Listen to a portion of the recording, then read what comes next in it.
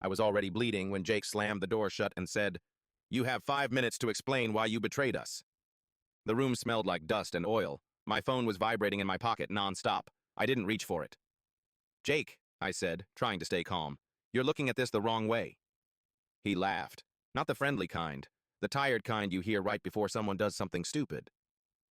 Across the room, Emily stood frozen, eyes locked on me like she was waiting for a confession. Mark was pacing, running his hands through his hair, whispering, "This doesn't make sense. This doesn't make sense." It didn't. But that was the problem. 2 hours earlier, everything was fine. We were laughing, joking about how easy the job had been.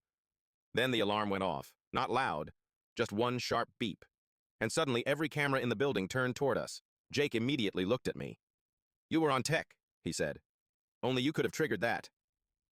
I didn't argue. I just said, "We need to leave, now." But instead, they dragged me here. The phone buzzed again. Emily finally spoke. "Why won't you just tell us the truth?" I took a breath. "Because if I do, you won't believe me." Jake stepped closer. "Try me." I pulled the phone out and placed it on the table. A live video was playing. 4 armed men standing in the hallway outside the room we were in. Mark's face went pale. "How do you have that?"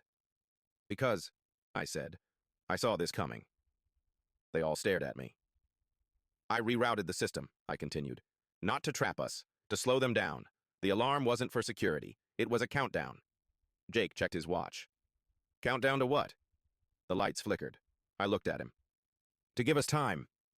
The wall behind them exploded inward. Smoke filled the room, shouting chaos, but when it cleared, we were already gone, out the back, running.